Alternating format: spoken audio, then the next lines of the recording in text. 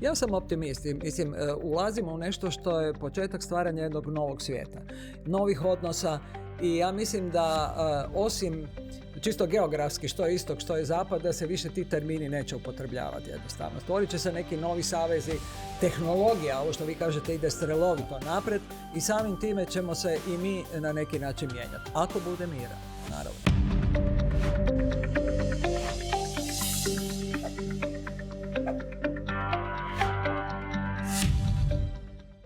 Trumpove carine poremetile su globalne trgovinske tokove, pa se Kina sve snažnije okreće Rusiji, dok Europa ostaje po strani bez jasne vanjsko-političke strategije.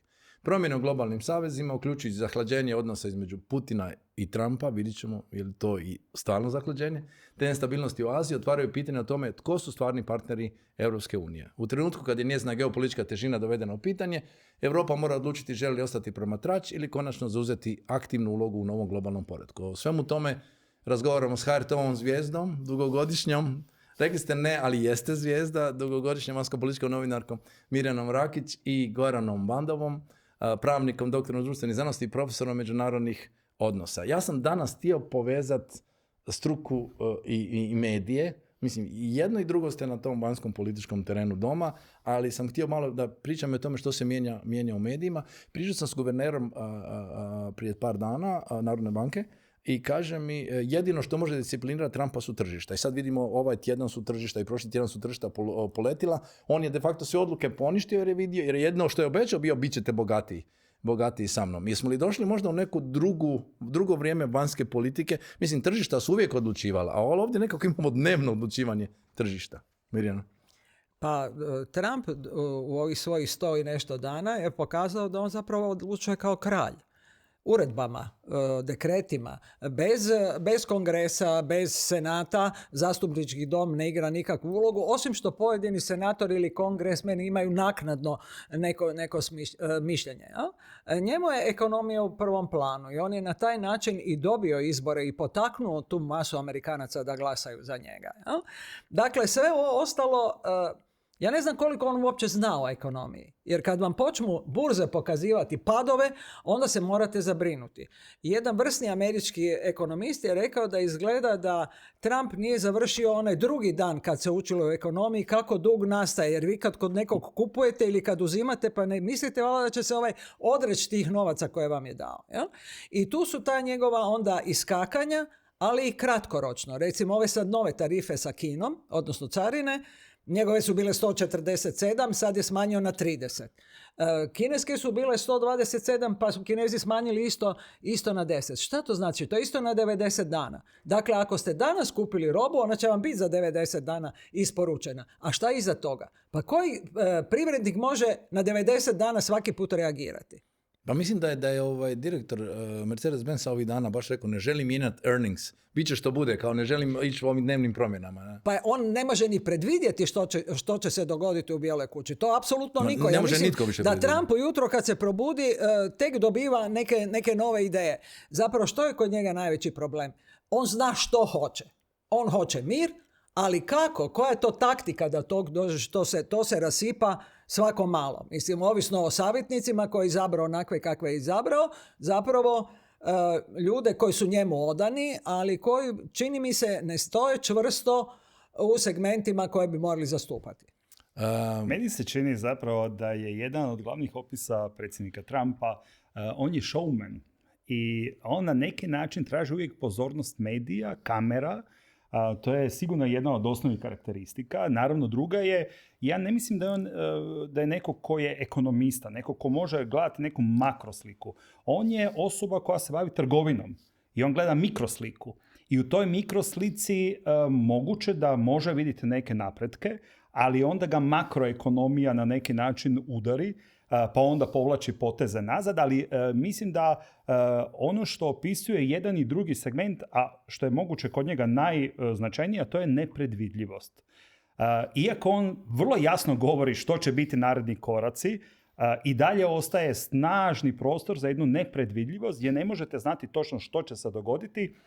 I ovo što je gospođa Rakić rekla, to je za ekonomiju sigurno, globalnu ekonomiju, ali ekonomiju doslovno svake firme, svaki proračun države je prilično teško. Mi znamo da postoje države koje su izrazito odgovorne, poput primjerice Japana u nekim prethodnim periodima, koje su doslovno donosile zakone koji će porezi rasti, kako će rasti ili se smanjivati, i onda kažu to će biti za 2 godine. Znači, dali su 2 godine svom gospodarstvu da se prilagodi kako će to funkcionirati. A ovdje imamo ovo što smo i sad već iskomentirali na samom početku, svaki dan neki novi moment, svaki dan i svaki je taj vrlo drastičan, pompozan, sam predsjednik objavljuje.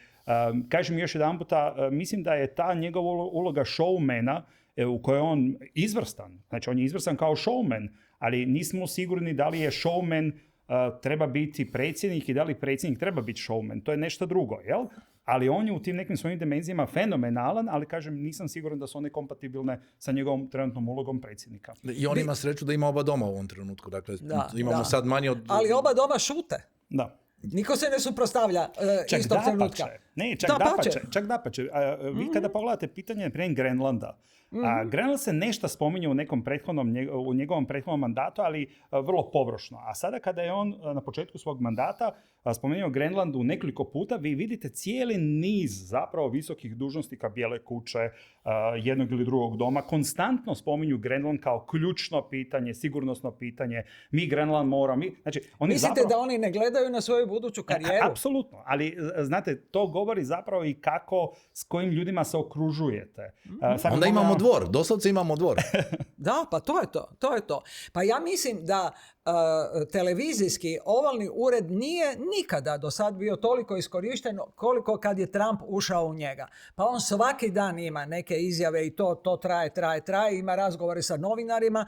Njegov jedan veliki dio dana je posvećen prezentaciji u svijetu. I ovo što ste rekli, on je showman.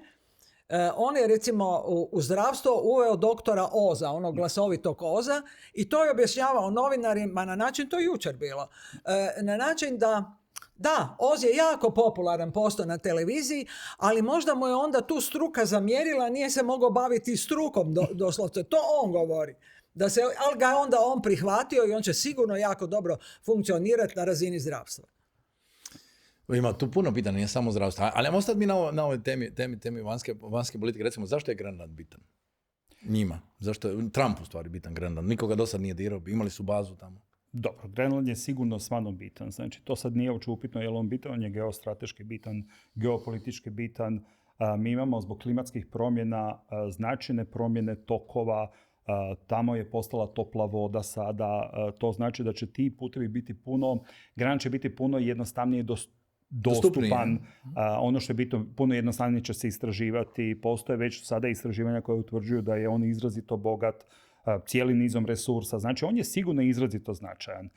Ono što je također sigurno, a to je da i neke druge velike sile, veliki akteri bacaju pogled na Grenland, gledaju kako bi i oni mogli isto koristiti te puteve, kako bi mogli koristiti zapravo te resurse. Znači, to je sve u redu i to znači nije ništa. Ono što je zapravo meni se čini ključni izazov, to je kada imate nekog ko vam je partner.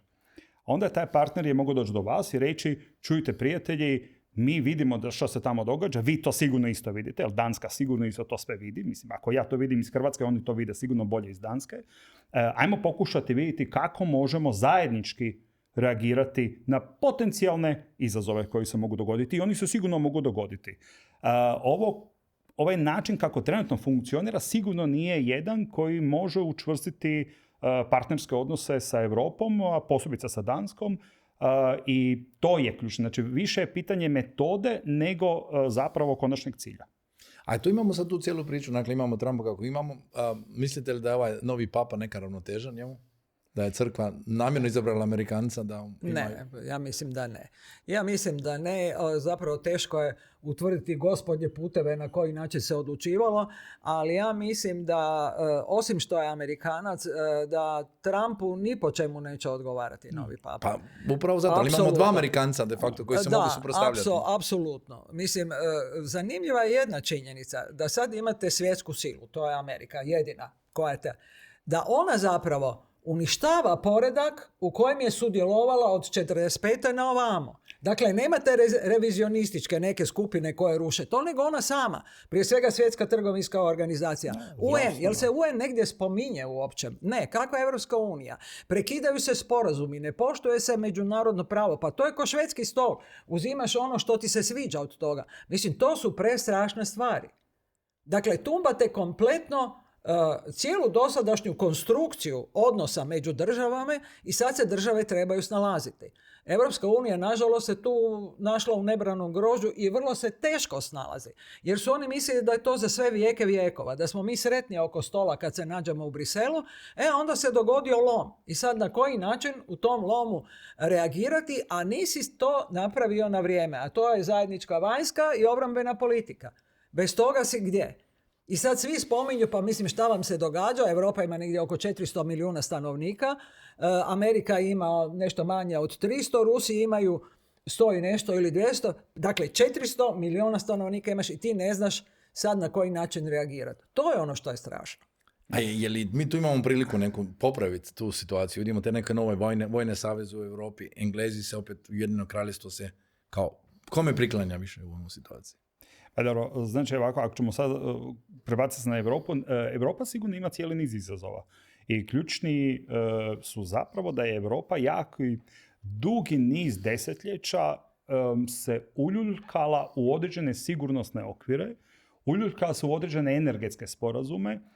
Mi smo izrazito visoka sredstva ulagali u pitanje socijale, zdravstva, obrazovanja, infrastrukture, dizanja standarda našim građanima i vjerojatno budimo realni, standard građana u Europi je značajno viši od, pa ja bih rekao 95% svijeta. Znači značajno viši. Pričamo još jedan puta o socijali, o uslugama u zdravstvu, da bi tu mogli onako pojedinačno vaditi. Vjerojatno u nekima nismo više tako napredni kao što su nove tehnologije, kao što je visoko obrazovanje. Sad bi kažem, mogli bi tu vaditi neke gdje smo počeli kaskati, ali još jedan puta u ovim segmentima smo strašno puno uložili. Kvaliteta života je sigurno značajno viša nego što je u cijelom nizu država svijeta. Ono što je bitno, kažem, mi smo se uljuljkali. Mi smo sigurno i dalje imamo strašni potencijal, mi ga ne koristimo, to je problem. Mi bi mogli reći, nama je demokracija nešto što je najbolje što smo smislili i kao svijet, ali kao Europa koja joj živi. S druge strane, upravo ta demokracija nas značajno koči onda u donošenju niz odluka. Sad bi mogli, ne znam, odluke prema Kini ili odluke odnosa prema Sjedinjenim Američkim Državama, jer imamo cijeli niz država, ali imamo unutar svake države cijeli niz interesnih skupina koje onda opet dodatno utječu. Mi, kažem, evo sad bilo koju odluku, evo možemo uzeti jednu odluku pa ćemo onda ići razjasniti ko ima koje stavove i zašto su ti stavovi značajno različiti. Evo, odnosi s Vučićem nakon parade ili Orbanom. Ovaj jedan otišao, drugi nije, ne? Da. U Moskvu, ne? Pitanje Viktora Orbana, ako ćemo sada oko Mađarske, znači ono što je sigurno ključno, pitanje koji je Viktor Orban, pravi Viktor Orban. Onaj Viktor Orban tamo sa kraja 80. godina koji je bio izrazito protiv ruski, izrazito protiv komunistički, koji je bio jedan od najperspektivnijih mladih lidera, što je u konačnici u svojoj političkoj karijeri potvrdio da je jedan od vodećih lidera ne samo Mađarske, nego zapravo i Europe. I Pučana, oni su bili članovi Pučana. Fidesz je bio zapravo liberalna stranka, pa su onda prešli u Pučane, a sada je sada je iz tog isto. Ali ono što je zapravo bitno, pitanje koji je Orban pravi Orban i da li takve transformacije koje je doživio premijer Orban, da li su to zapravo stvarno transformacije ili se nešto krije iza toga? Što je to točno iza toga? Koji su to zapravo interesi iza toga? Ono što mislim da je pitanje naravno Orbana i ostatka Europske unije, mi vidimo da se konstantno pronalaze načini kako zaobići ili kako zadovoljiti Mađarsku. Ono što mislim da je jedan onako od simpatičnih pokazatelja, to je vi imate konstantno jednu grupu analitičara, jednu grupu i unutar Europske unije koja stalno ističe kako zapravo sankcije ne djeluju, sankcije nisu bitne protiv Rusije, kako nisu bitne, ne djeluje ništa, a onda imate konstantno isključivo gotovo Orbana, nekad se tu pojavi i Slovačka sa Ficom ili je u nekim periodima neke druge države, ali prvenstveno uvijek je Orban i onda on to sve koči. Pa zašto kočiš? Ako je to nebitno? Ili to ipak možda bitno? Ili to možda stvarno utječe? Ako ne utječe, zašto kočiš? Kažem, to bi sad mogli ostaviti što se tiče naravno i predsjednika Vučića. Sad kažem da tu ne idemo pojedinačno, ali ne znam, odnosa sa Kinom kad gledate. Odnosi sa Kinom, vi imate države unutar Europske unije koje imaju izrazito visoke trgovinske odnose sa Kinom. Oni ih žele zadržati, njima su ti naravno odnosi izrazito bitni. Mi trenutno kao Europska unija imamo negdje oko 780 milijardi bilateralnu bilansu između Kine i Europske unije. Znači važan trgovački. Nama je izrazito, ali posebno važan nekim državama. Te države će zakočiti što je god moguće više neke opet druge države koje će se pozvati na pitanje što je sa ljudskim pravima, što je sa pitanjem zelenih politika koje nisu do kraja implementirane u Kini, što je sa kineskom pozicijom u međunarodnim odnosima, što je sa kineskom pozicijom prema Tajvanu ili prema primjerice Rusiji.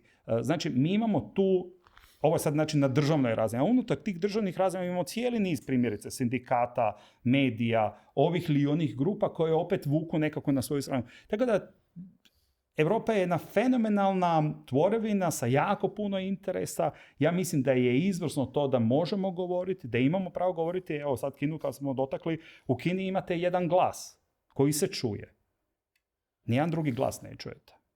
Ja ne bih volio živjeti u društvu u kojem se čuje samo jedan glas. Ali su nas prešišali uz to stvari? Tehnologija? Jesu, čuda. ali to vam je pitanje, znači što pitanje vam je cijene. bitnije. Pitanje je što vam je u životu bitnije. Meni se čini da su slobode koje mi trenutno živimo prilično bitne. Moguće je da u tim slobodama se ne snalazimo uvijek najbolje, ali, gledajte, Europska unija je uspjela iz svake krize koja je do sada bila. Ali doslovno iz svake krize uspjela je ostati jača. Sjetimo se, ne znam, primjerice Brexita.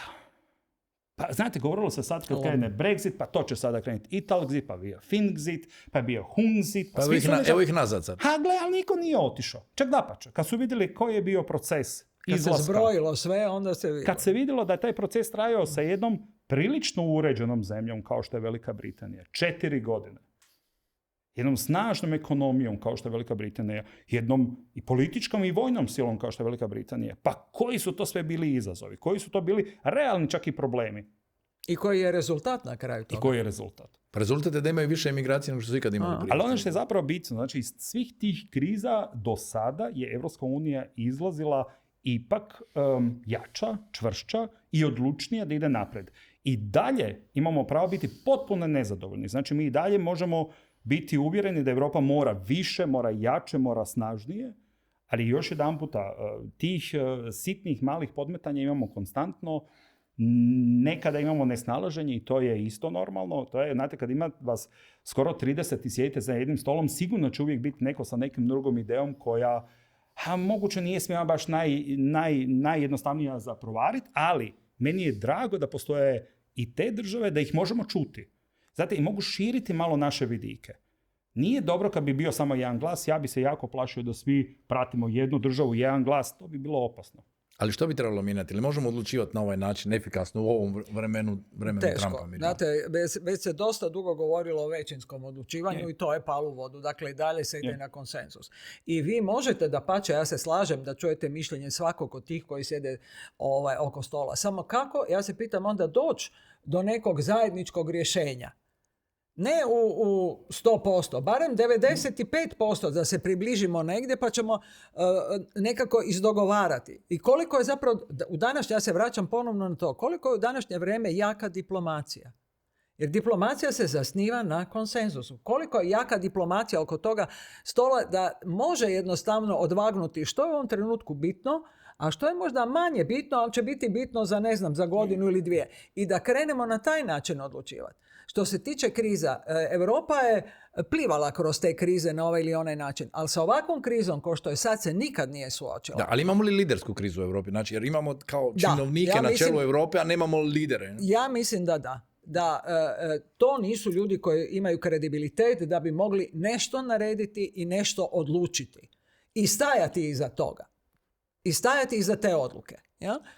Recimo sad konkretno ovo oko prijedloga koalicije voljnih za sastanak u Istanbulu. Prekid vatre od 30 dana s početkom u ponoć u ponedjeljak. I ako to ne, onda će ne znam šta biti. A što je to? Ne znam šta će biti. Dakle, ako ste odredili rok da je to ponoć u ponedjeljak, nakon te ponoći će biti to i to.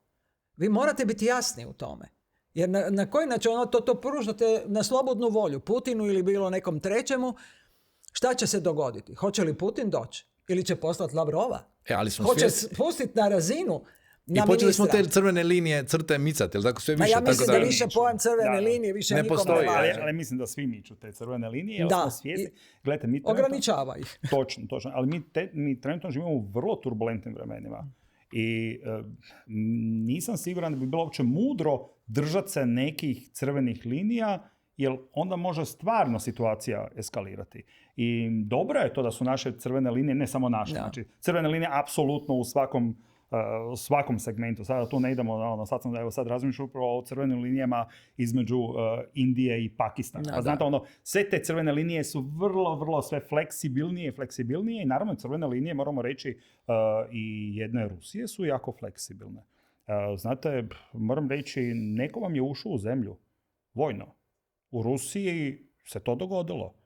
Vi ste nuklearna sila koja ima točno definirano da ako netko to učini, vi možete reagirati nuklearnim odgovorom. Ali ona Ukrajinu drži ko lokalni rat. A ne svjetski. Prema tome ne reagira na taj način. Ali Ukrajinci su ušli. Realno su ušli. Realno. Ali imam zanimljivo pitanje. Znači, idemo pregovarati. Tako da su te crvene linije sve fleksibilnije. Blurred, zamagljene.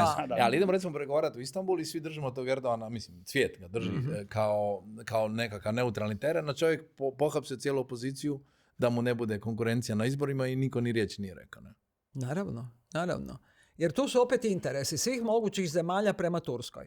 Ali gledajte, vrlo malo se govori o vijesti koja je jučer objavljena, da je PKK, dakle kurdska partija, da se odrekla oružja i raspustili su pokret.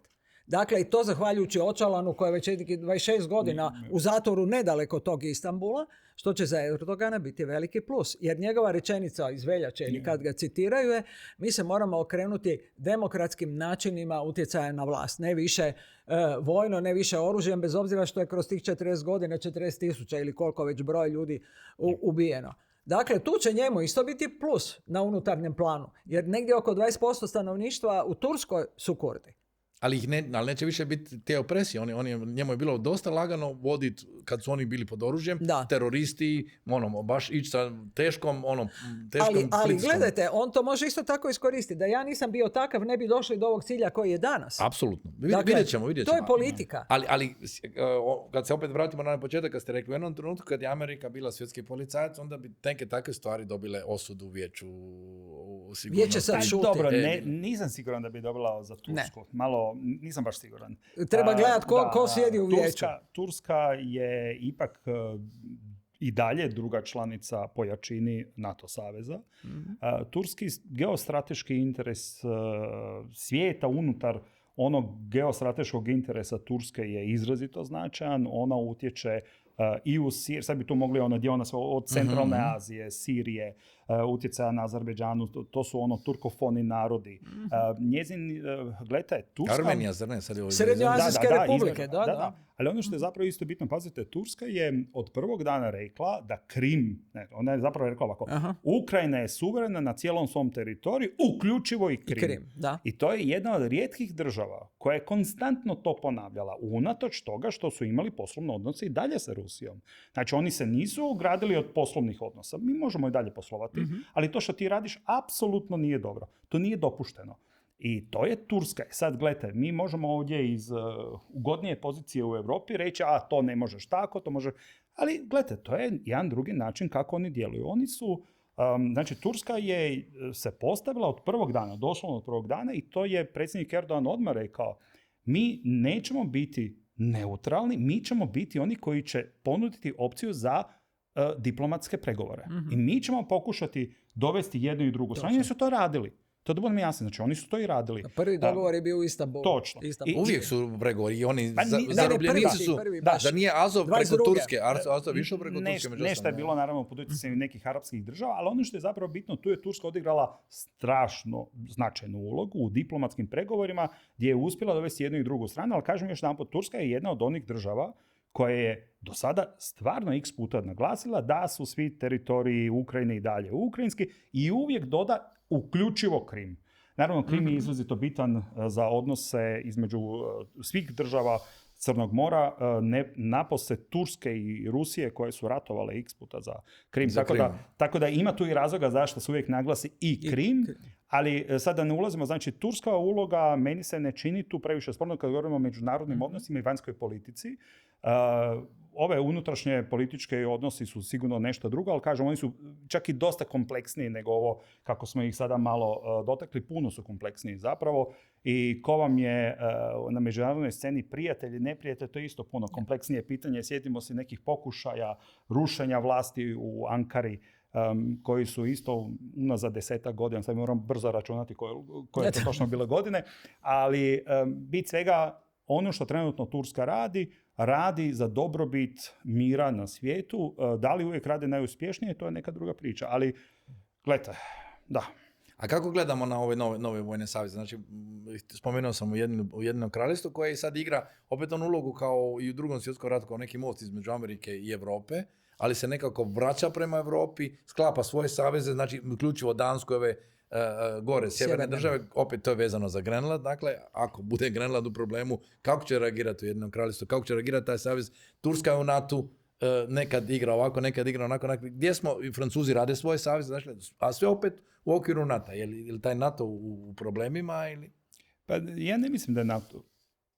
Ja ne mislim da je NATO u tako strašnim problemima kao što se to prikazuje. Ono što je sad pitanje kako će se NATO dalje razvijati. Da li će možda neka od država članica NATO saveza postati izvan vanjski partner NATO-a ili će dobiti jednu drugu ulogu unutar.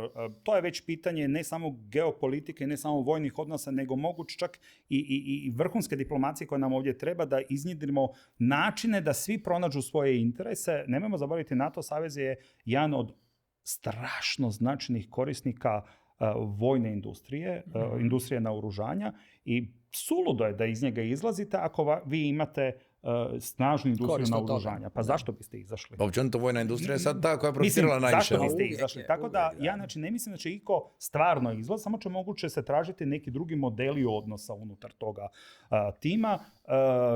Kada govorite o mostovima, meni se čini da je jedan od moguće značajnijih mostova od Velike Britanije, koja sigurno ima svoju izrazito značajnu ulogu u odnosima između Sjedinjenih Američkih Država i Europske unije, to može imati Italija. I to je nešto što se već puno ranije razgovaralo o tome. Odnosi između čelnika određenih država vrlo često su presudni za odnose između tih država. Premijerka Meloni ima izrazito kvalitetne odnose ne samo sa predsjednikom Trumpom, nego sa cijelim nizom ljudi iz njegovog najbližeg tima, što sigurno može značajno olakšati onda sporazumijevanje, razumijevanje, pa u konačnici onda to nekako malo preliti na i druge države Europske unije. Pa bilo je zanimljivo dolazak Meloni u Washington, jednako kao što je bio zanimljiv Keir Starmer kad je došao. Tu se vidjelo koja je to razina diplomacije, jer je to taj glasoviti ovalni ured da je jedno 60 novinara i ovi koji sjede uključuju Vansa pored njega, kad je on rekao, ja vam nosim pismo od kralja. Ovo se rastva. Je li tako? Je li to ta famozna scena iz Krune, kao imate problem s Eisenhower, neka pozovite ga u kraljevski posjet? Evo ga, imate pismo od kralja, sad ovaj otvara, iznenađen je poziv za službeni posjet velikom. I sad su krenuli onako jedan small talk, drago mi što...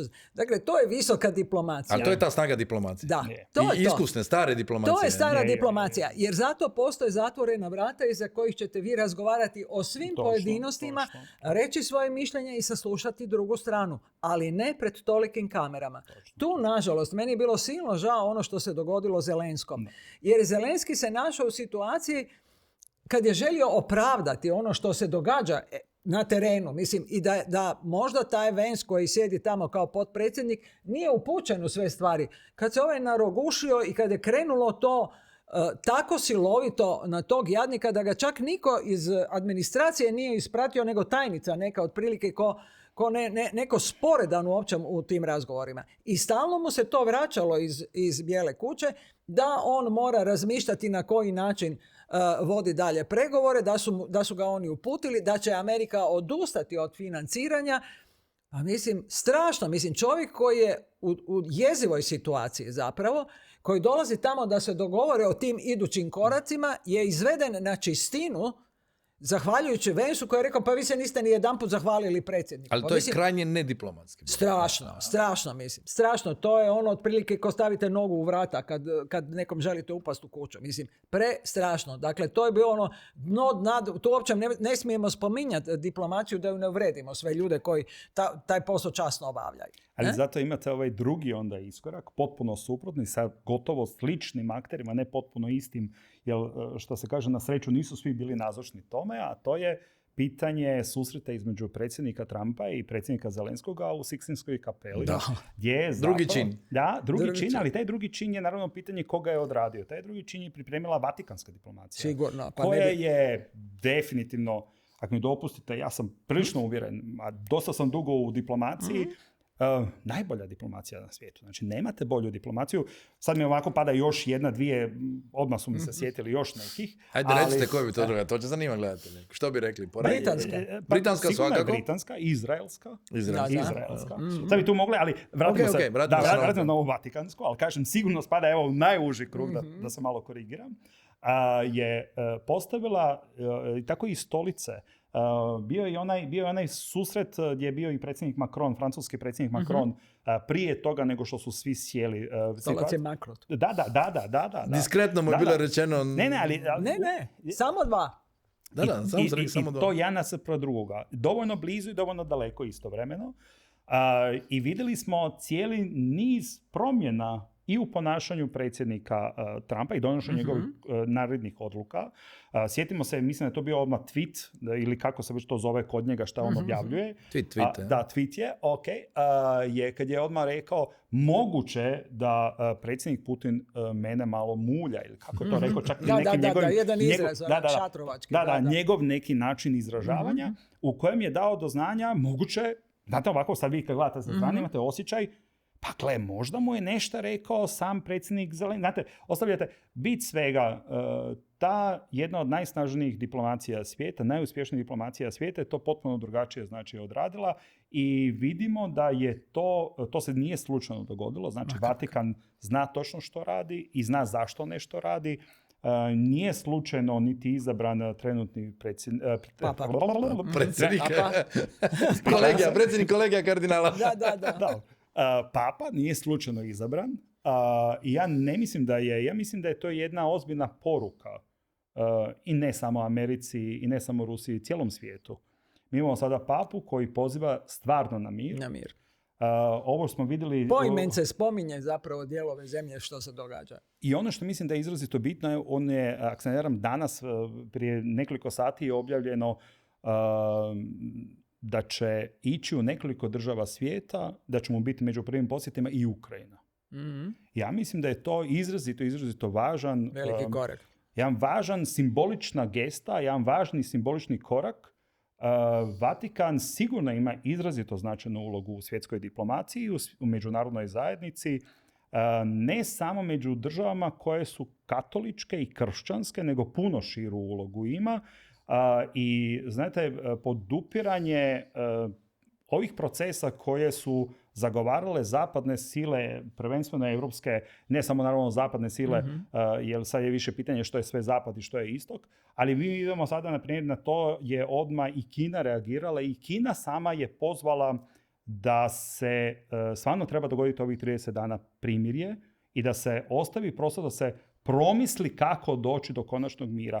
Znači i jedna Kina koja evo prije doslovno jučer je sjedila u Moskvi, ali također moramo isto reći i Kina konstantno poziva na mir. Da, to je i točno. Kineski, nekada se to možda malo drugačije tumači, ali to su opet neki odnosi između Kine i Amerike i zašto Kina možda više stoji, nekako se to često tako čini, bliže stoji Rusiji nego što stoji Ukrajini, iako nisam siguran da je to stvarno tako. Kineski interes u Ukrajini su ogromni.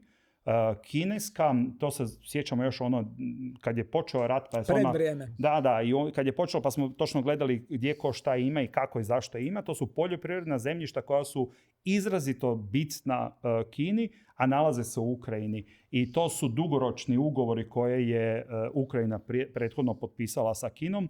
Sad, da ne idemo sad, ali uglavnom, evo, ovo sve pokazuje koliko su kompleksni odnosi u svijetu. Ali je još zanimljivo da se vratimo na Sikstinsku kapelu.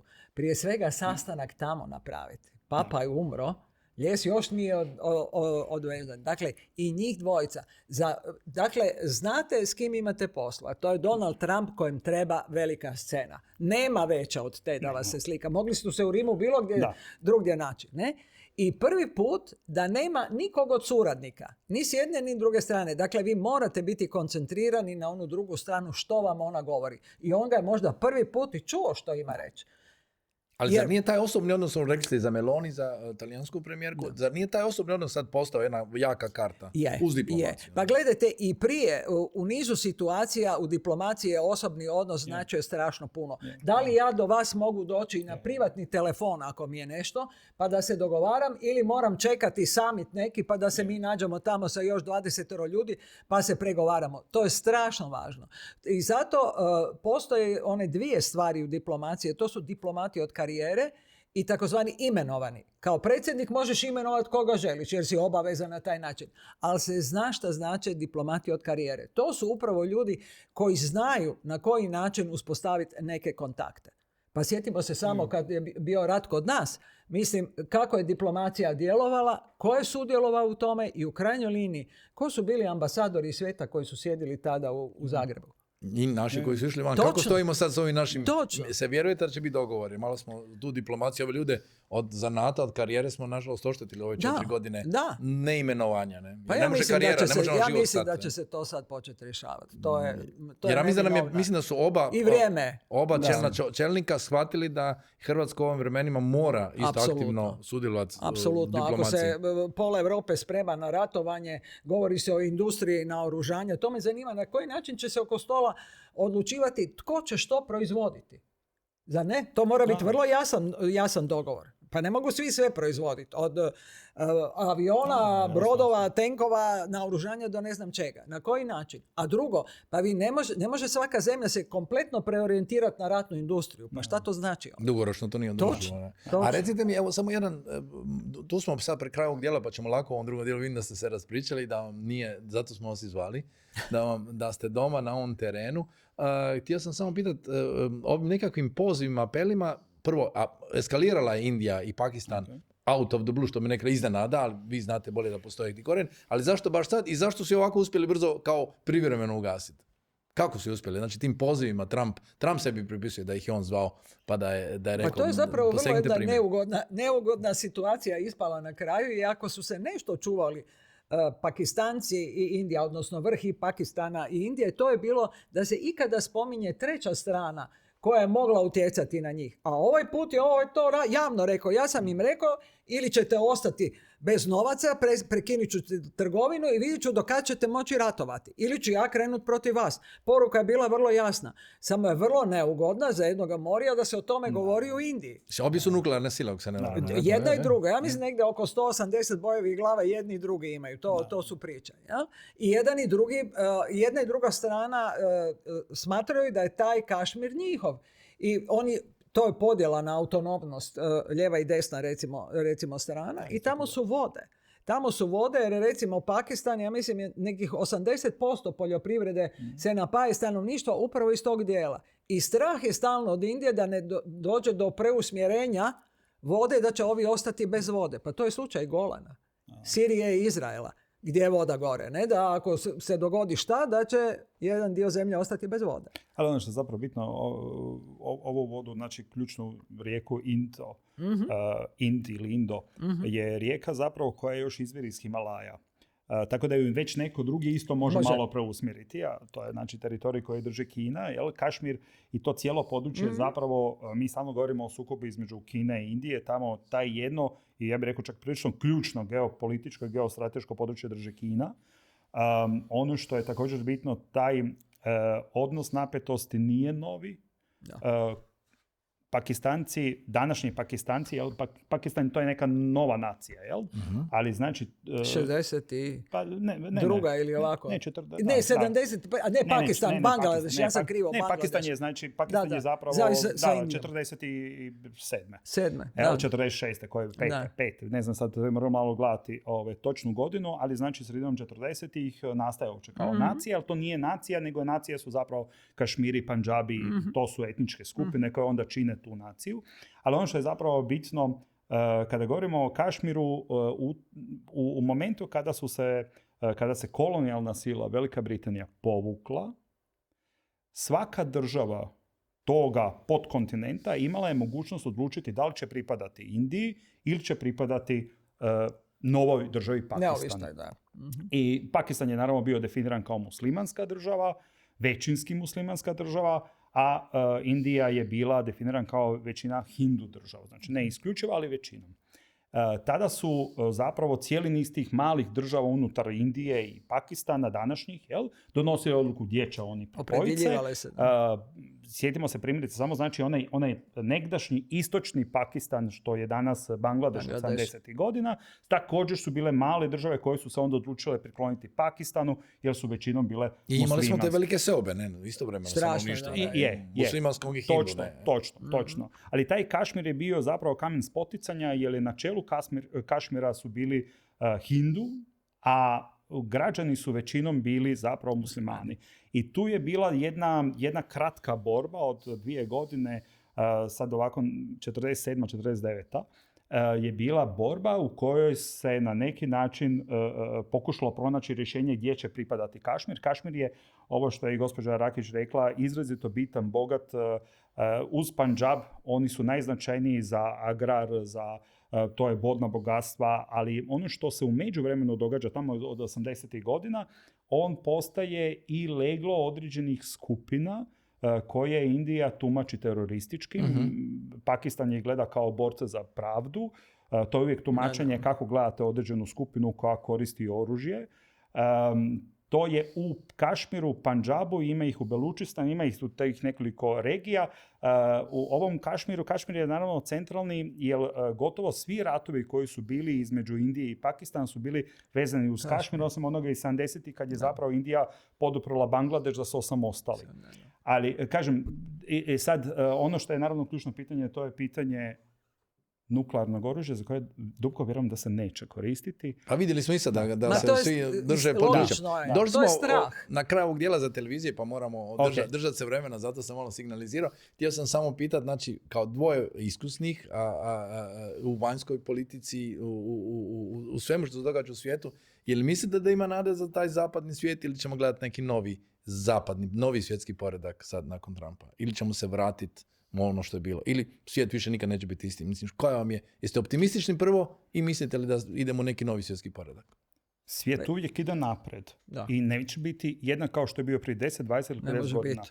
Utjecaj klimatskih promjena, utjecaj umjetne inteligencije, to strašno sve mijenja i sigurno ćemo se svi mijenjati i drugačije ćemo vidjeti svijet ispred sebe nego što je bio onaj iza nas, ali i da se nije ovo sve događalo, bilo bi drugačije.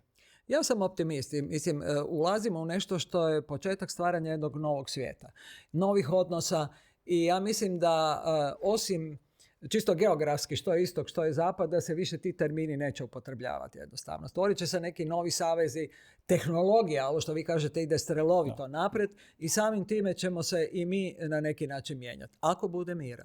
naravno. Ali znači mir je preduvjet. Mir je ali što apsolutno optimisti po tom pitanju? Za sve. Znači tu je Trump dosta čvrst, mir pod svaku cijenu, ima saveznika Njemu u radi papira. trgovine. Da, nije samo on. Znači, većina zapravo državnika svijeta poziva na mir. Želi mir, apsolutno. Znači, poziva na mir. Mi imamo samo nekoliko njih koji su remetilački aktor, ali većina zapravo poziva na mir i to bezuvjetne mirove. Znači, to je samo neki pozivaju na mir po jer njihovim zapravo, uvjetima. svak gleda iz svoje vlastite perspektive što bi značilo da ti je rat tu. Što sve gubiš. Točno. Mi koji smo imali rat ne tako davno, jako dobro znamo, ne želimo nešto slično ulaziti.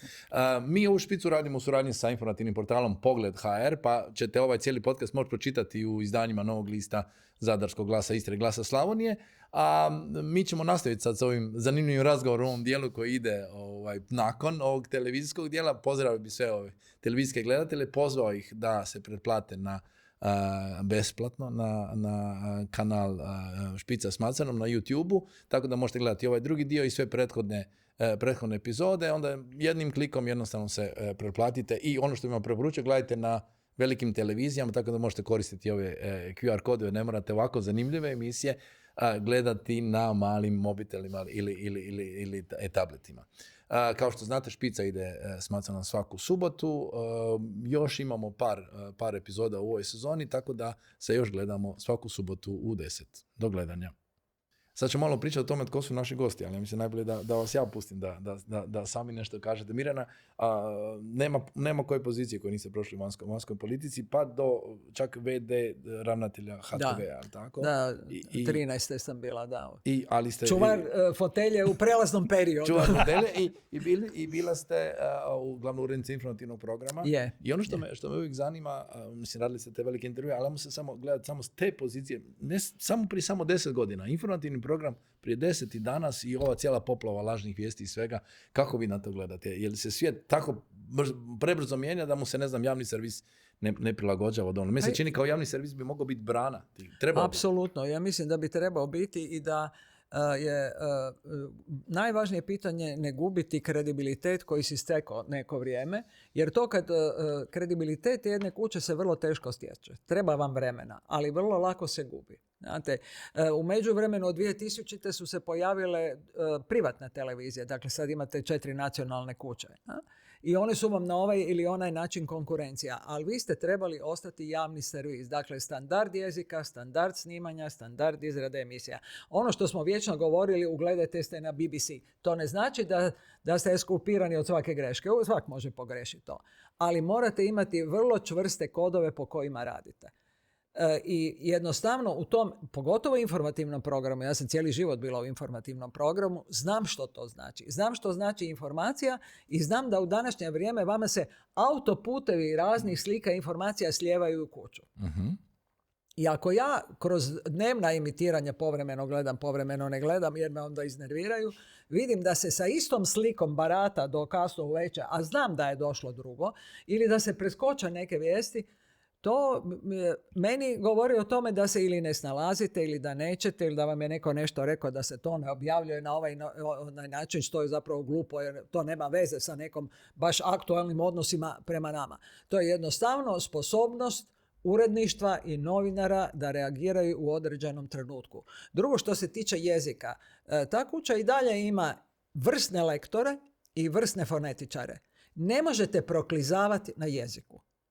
To je ono kad kažem BBC. To je standard jezika. Prema tome se svi drugi ravnaju. Točno. To je ono krivi akcenti koji se često dogode. Da, jer onda mi se to se šalimo, pa ili to su lokalizme, može. Pa može u nekom regionalnom programu biti lokalizama, dapače, ili u nekoj emisiji. Odlično. Ali u informativnom programu on mora biti čist. On mora biti čist i informativni program mora imati svoje reportere jake, što vidim da se tu slabi, mora imati jaki dokumentarni program, jer to je ono što vam čini cjelinu. I treće, ja ne znam kako kuća financijski stoji jer nisam tamo, silno je bitno da imate svoje izvjestitelje na aktualnim točkama u svijetu. Silno je bitno. To će možda postati važnije nego prije. Mi smo na vrijeme to zanemarili. Apsolutno, pa mi smo ukinuli dopisništva po Hrvatskoj, a kamoli bilo... Dobro, skupo je držati čovjeka negdje alociranog, ne znam, u Moskvi, Washingtonu, Londonu. Ali bi onda morali odrediti kad se nešto tako kuha, da neko ode na mjesec dana, da jednostavno vidi šta se događa. Ne može otići na 3 dana iz ceste sve snimati. Jel? Da polovi neke konce. Drugo, biti povezan sa drugim ekipama. Ja znam kad smo mi radili neke stvari, spomenuli smo rat. Jel? Ja sam bila na pregovorima u Ženevi, bila sam u Daytonu. Svi javni servisi mi smo radili u timu, kao pool. Dakle, i ZDF, i BBC, i RAI, i France 2. I razmjenjivali smo informacije. Vi ne možete sve pokriti nikada. Ja?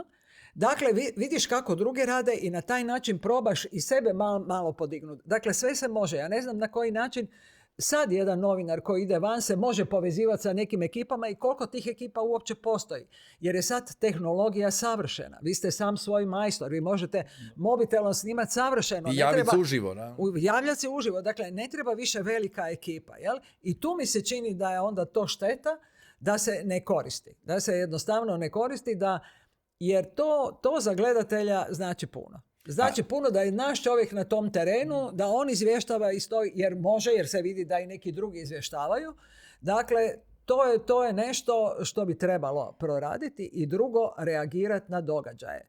Postoji kolegij u podne se morate na događaj očitovati, u 9 sati ide van emisija, jer se zvala po tom događaju i se bilo kako drugačije zvala, otvoreni termin ili termin za nešto, to morate biti u stanju. I onda se to gleda. Ali ako vi tu kaskate, pa vi meni, ne znam, ruši se ne znam šta, a vi meni dajete o cijeni mrkve na tržnici. Pa, mislim, mrkva mi je bitna, ali mi je bitnije da saznam to. Ali zbog financiranja javnih servisa, mislim da, kad smo govorili o ovoj kvaliteti života u Europi, mislim da mi je to jedna od kvaliteta koju imamo, da imamo isto tako tradiciju štititi. Javnog servisa, na kojeg ove lažne vijesti se ne bi mogle lijepiti zbog načina financiranja. Točno. Oni ne moraju trčati, ne moraju imati naklade, moraju biti vjerodostojni. Pazite, javni servis se treba držati ko kap na dlanu. Znate, i to u cijeloj Europi. Javni servisi, pa znate da ono u Češkoj bio, velike su demonstracije bile prije jedno 5-6 godina, kad građani su obranili svoj javni servis. BBC se dovodi u razne situacije radi raznih ljudi, ali je BBC, dakle vi to morate čuvati. Iz jednostavnog razloga, jer vama bi se trebalo vjerovati, a drugo, koja druga privatna televizija bi pokrivala sva ova područja koje je javni servis obavezan? Od manjina, gospodarstva, vjerskih zajednica, sve. Ja? Činjenica je da sadašnji zakon o HRT-u je već dosta ostario. Dakle, tu bi trebalo raditi neke izmjene i onda na to ide ugovor sa vladom. Jer vlada vas obavezuje kao javni servis na određene, ne minutažom, nego nešto što trebate ispunjavati. Dakle, je to dokumentarni folklor, manjine, politika, ne znam sve to. Ali bi trebalo možda olabaviti formate, reći što morate napraviti, a pustiti televiziji da to radi, jer ne možete propisati. Ali znate šta, niko vas neće olabaviti ako vi sami ne krenete. Pa morate sami pokazati inicijativu. Znate šta, uvijek čekate neki poticaj sa strane. Ma nema toga, morate sami znati što želite od programa. I na taj način istupati. Ja ne želim nikako ekskluzivu, ali nismo dogovarali za ovo pitanje, ali kad bi morali odabrati nekakav par ili jedan ili dva momenta u karijeri, što bi to bilo? Ja se jako voljela reportere. Jer reporteri su mi dali, voljela sam dnevnik raditi, samo je dnevnik stroj koji zapravo vas troši jako, iako smo mi u to doba radili vrlo dobro jer smo radili u ekipama. Tjedan dana je bio studio, dakle dnevnik, tjedan dana je bila pauza i tjedan dana je bila redakcija koja je domicilna. I iz te redakcije ste ulazili u dnevnik. Dakle, niste se lovili u vijestima. I to mi se činilo da je jako dobro funkcioniralo i svi smo bili kao tim. Nije bilo proklizavanja u informacijama, bez obzira što sad imate kompjutor u stolu, da li to svi gledaju tamo i čitaju, da ste dobili sve informacije na vrijeme.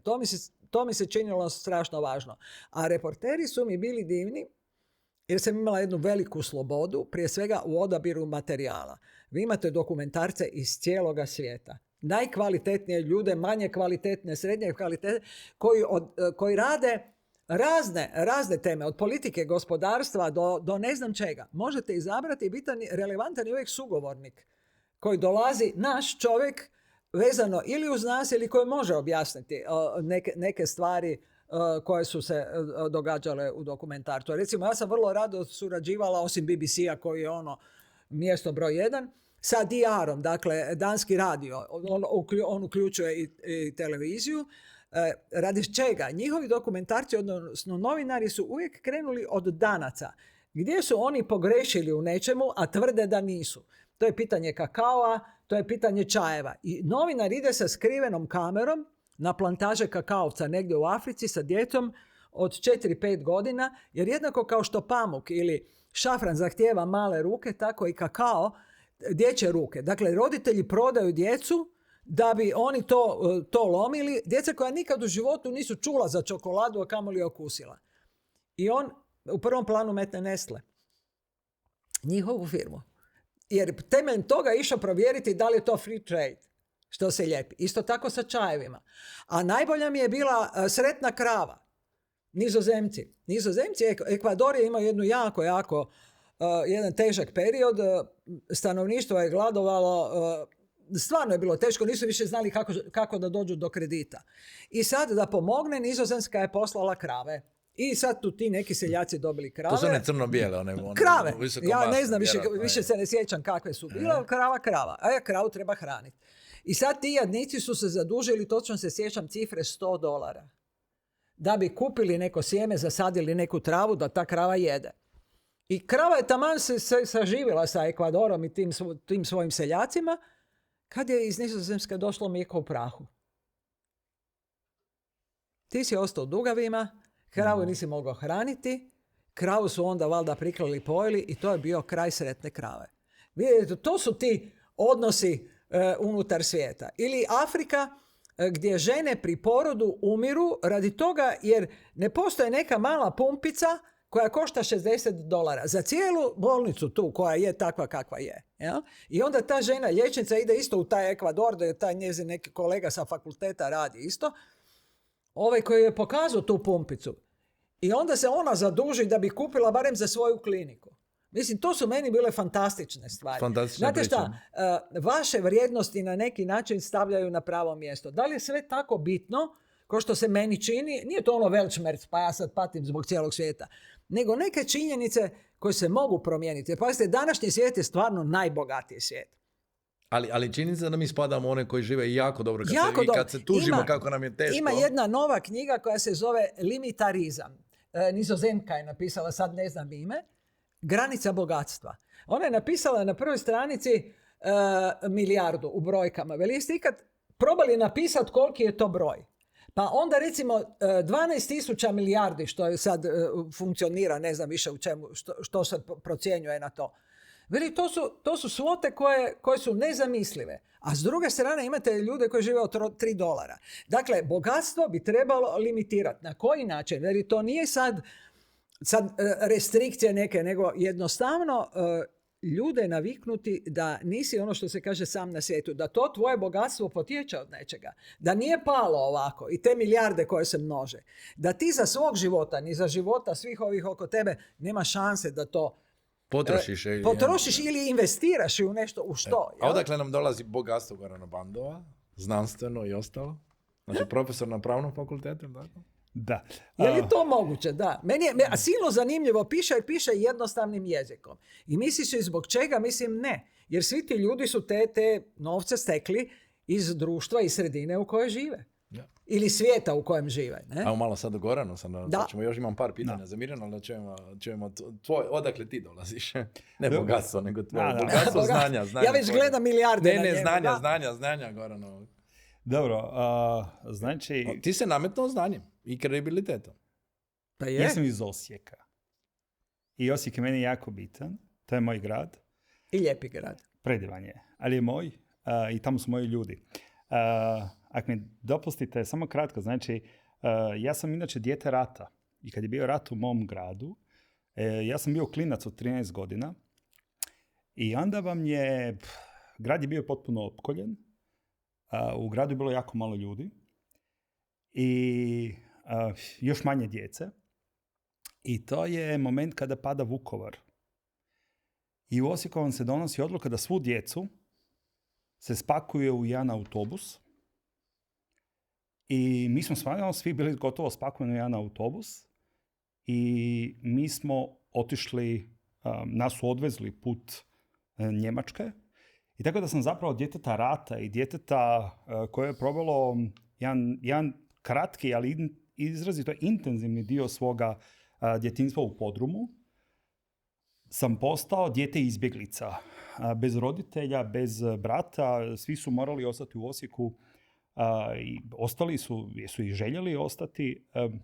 A mi smo se jednom našli u potpuno nepoznatim okolnostima. Sad bi tu vam mogao govoriti cijeli niz nekih priča koje su se tamo događale vezane uz tu Njemačku i to neki prvi susret sa njemačkom kulturom. Ono što je sigurno bilo izrazito dobro, to je da sam usavršio njemački. Da, to je odlično. Da. To je sigurno bilo dobro. Ona druga priča koja mislim da je u tom momentu se dogodila, to je da vi od djeteta postajete odrasla osoba preko noći. Preko noći, da. Preko noći. I ja sam tada odlučio nešto, i sad bez ikakve patetike, svako od nas ima neke odluke u životu, ja sam odlučio da ću činiti što god mogu činiti da nitko ne pati kao što smo mi patili, kao što sam ja patio, kao što je moja obitelj patila, kao što je moj grad patio. I da ću se gdje god mogu zalagati za mir, gdje god mogu zalagati za prava onih drugih. Ne sebe, nego onih drugih. Znači, ja sam bio prilično aktivan u početku svoje karijere, primjerice u zaštiti manjinskih prava. Ja ne pripadam etničkoj manjini, ali sam se bavio zaštitom manjinskih prava jer sam htio na neki način pomoći upravo tim drugima. I u svojoj karijeri sam se najintenzivnije bavio pitanjem mira.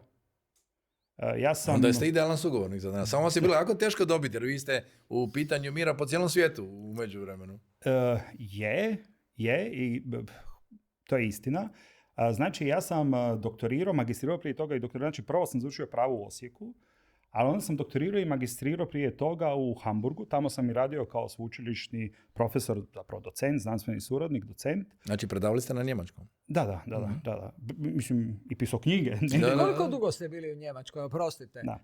Pa znači ovako... Kad si kao izbjeglica došli? Kao izbjeglica, to je bilo kratko. Aha. To je bilo negdje oko godinu dana, nešto malo manje od godinu dana. Onda smo se vratili u Osijek. Osijek je bio u mogućnosti da se vratimo. I onda smo se odmah vratili u obitelji i tako da smo...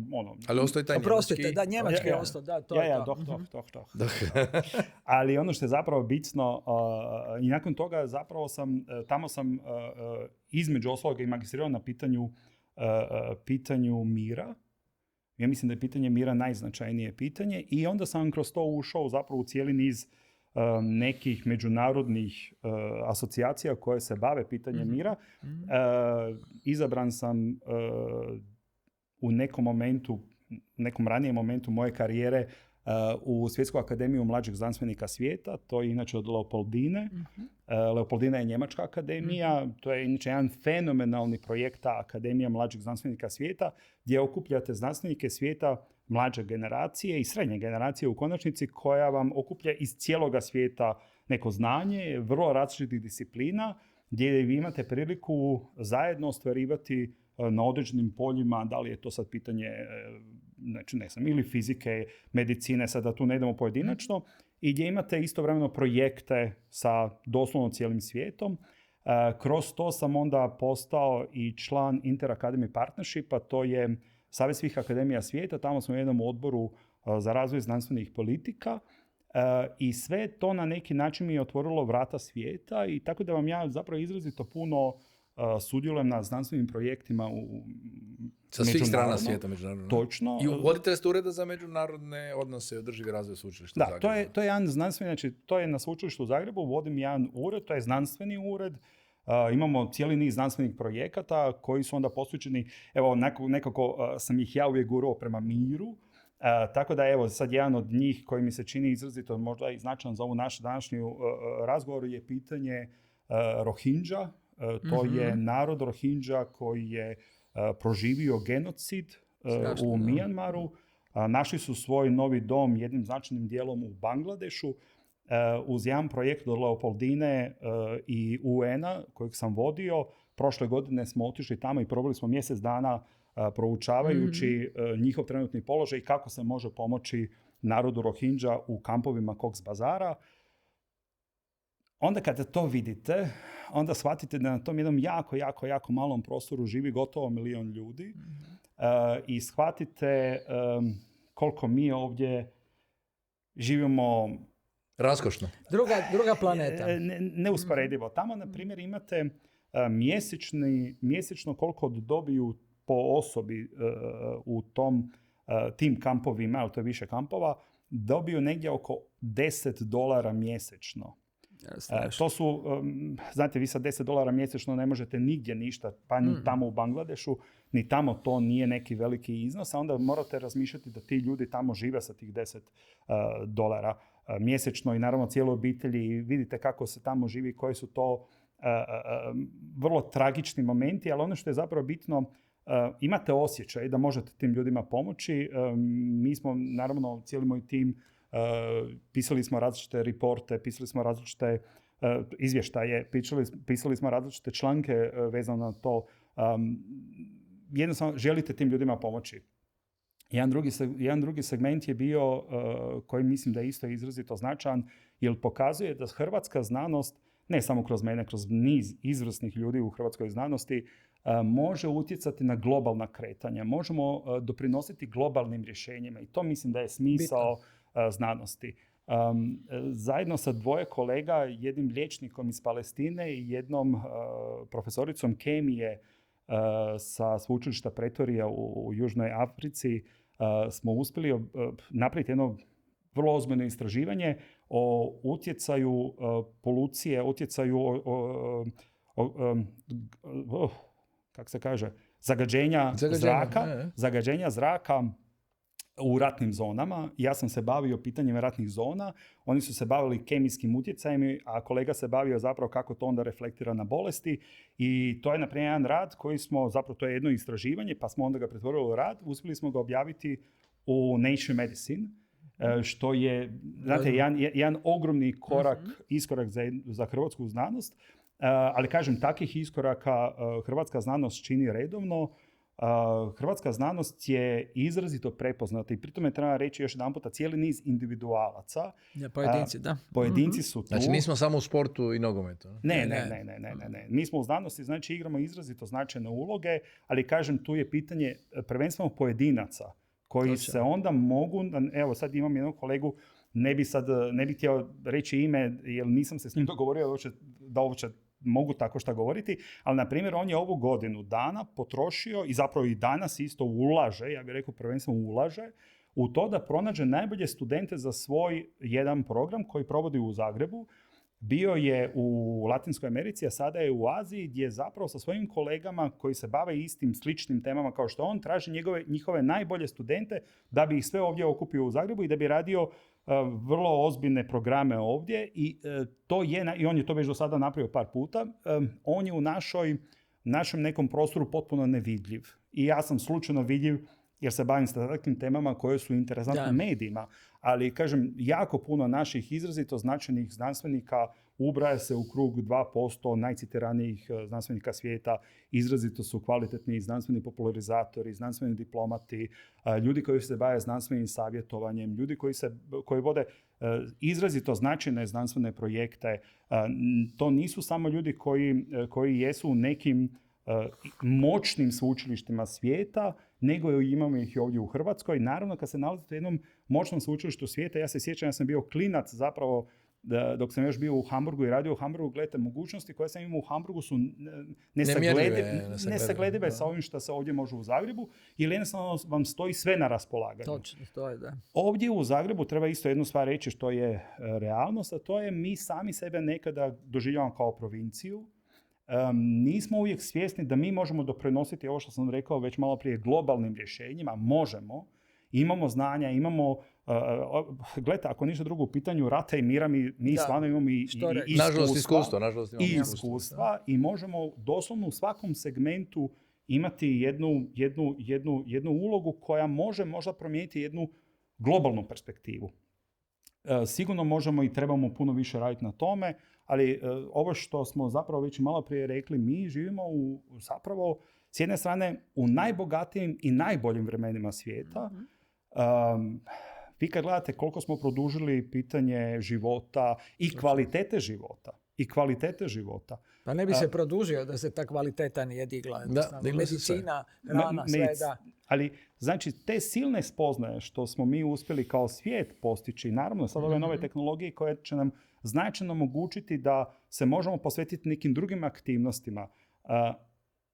Istovremeno moramo biti realni, živimo vjerojatno u jednim, pa moguće čak i najopasnijim vremenima svijeta, jer se suočavamo sa nekim izazovima s kojim se do sada nismo suočavali, barem nismo svjesni da smo ih se suočavali i ne znamo potpuno uvijek reagirati kako treba, i poput primjerice klimatskih promjena, tih novih tehnologija za koje još nismo potpuno sigurni što one sve točno znače, kako će one reagirati. A i COVID, vidjeli smo kako nas je COVID zatresao. Gledajte, COVID je, mi smo imali prije COVID-a i SARS, imali smo cijeli i MERS i imali smo koji su bili, znači, ograničeni prostori, i mi smo imali već neke načine kako možemo funkcionirati, ali COVID je zapravo pokazao da medicina može jako brzo reagirati.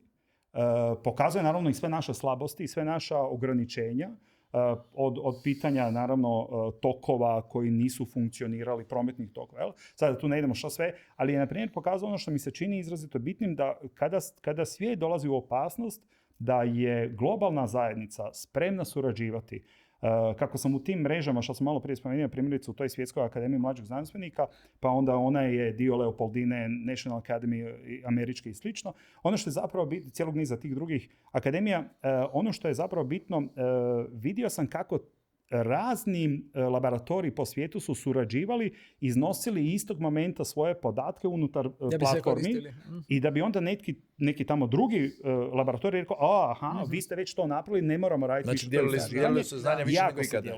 Dijelilo se znanja, apsolutno, i zato smo mogli ubrzati neke procese.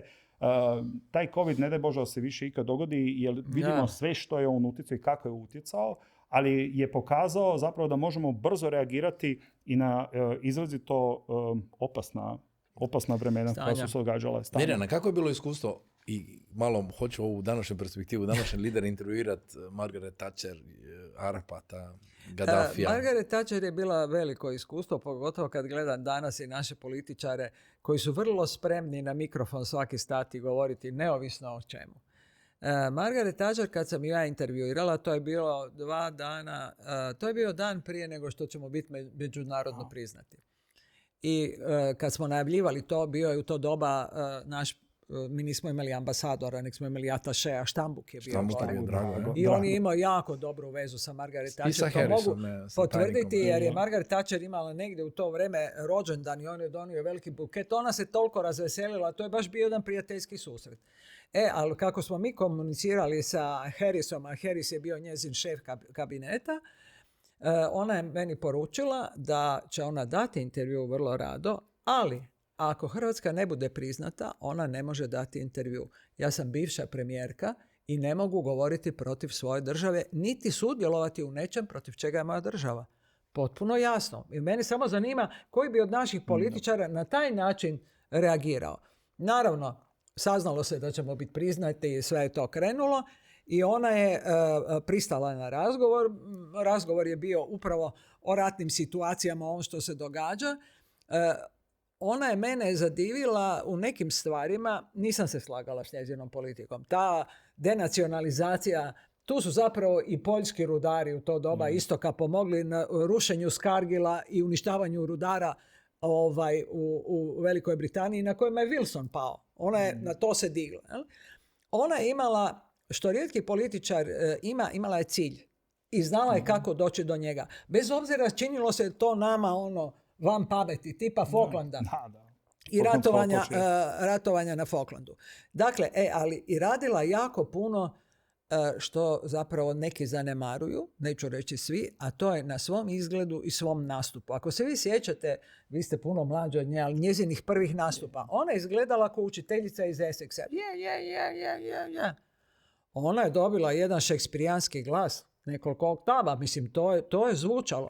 Zašto to govorim? Kad je bila, zadnje pitanje bilo, jer smo išli izravno, rekao gospođo Thatcher, vi ste ovog trenutka u domovima svih građana Hrvatske, pa tako i onih u Vukovaru i u Zagrebu, što biste im poručili? Pazite, ja se sad naježem, ona se ovako krenula prema kameri, veli, ja sam obiteljski čovjek i ja suosjećam s vama i to je tragedija, to je strašno što se dogodilo i ja vjerujem da svi dobro misleći ljudi, pozitivno misleći, trebaju misliti kao što mislim ja i treba pomoći i treba zaustaviti to krvoproliće.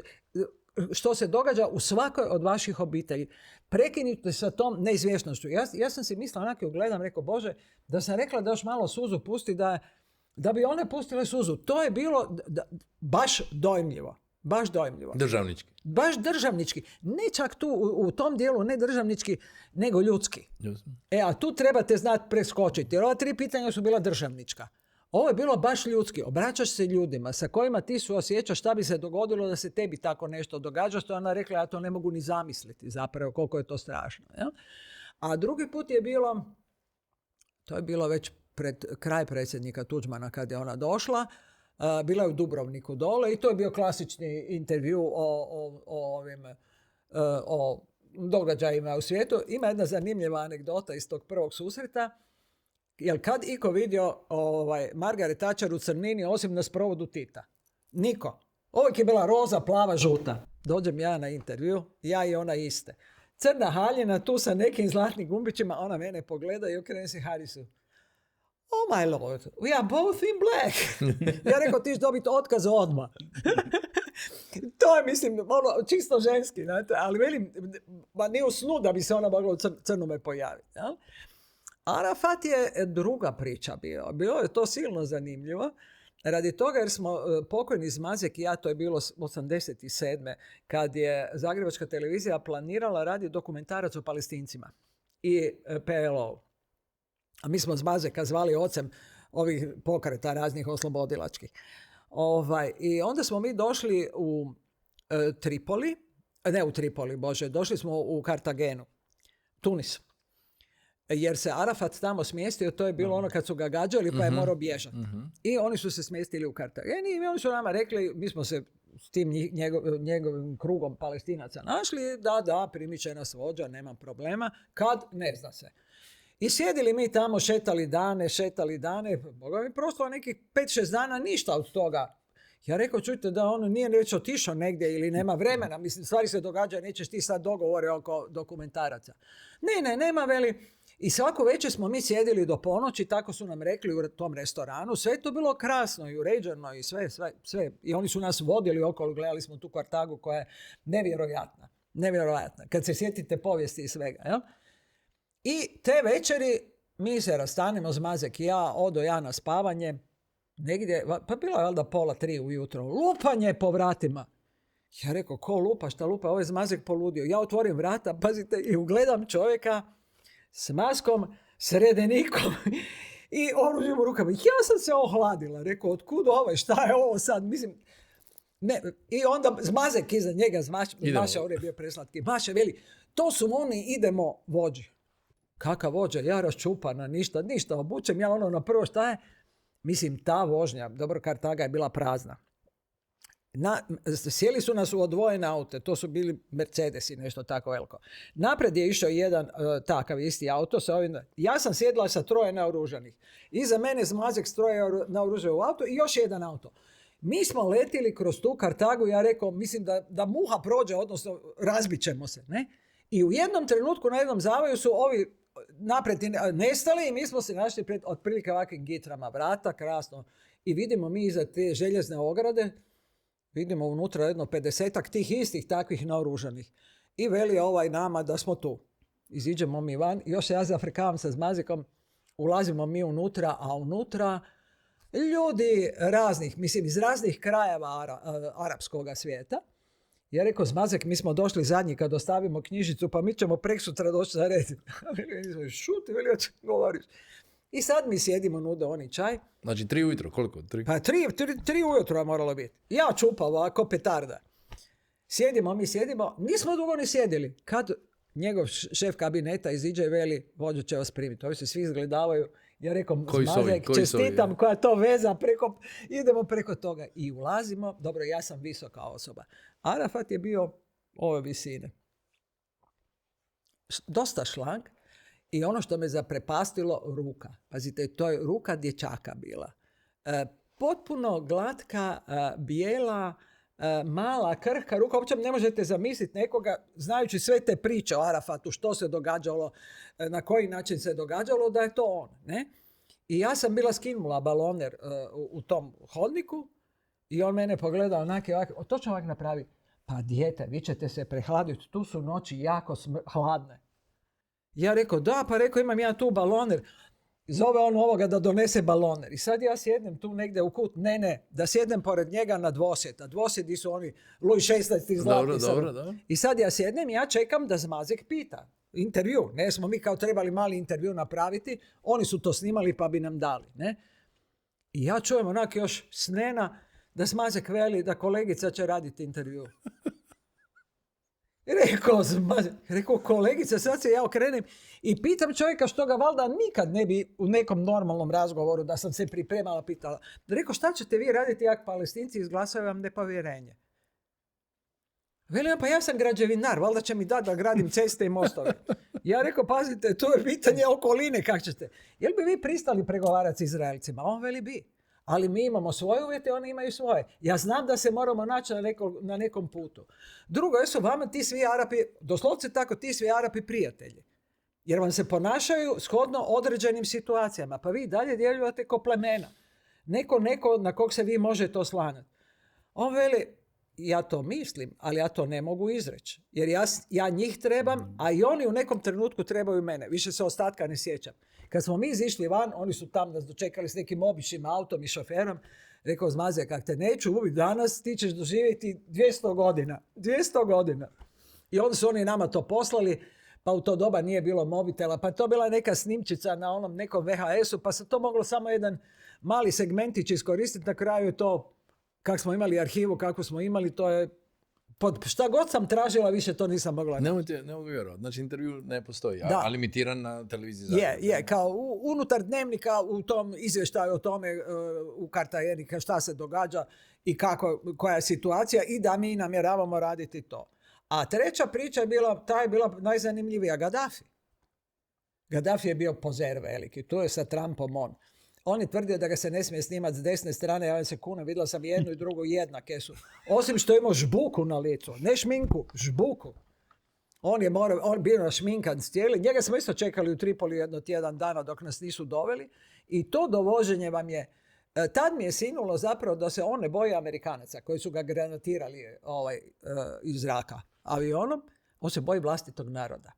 Jer mi smo prolazili pored tog nekog belog zida sa karaulom, ja sam mislio da je to zatvor u centru grada. Šta drugo da misliš nek zatvor?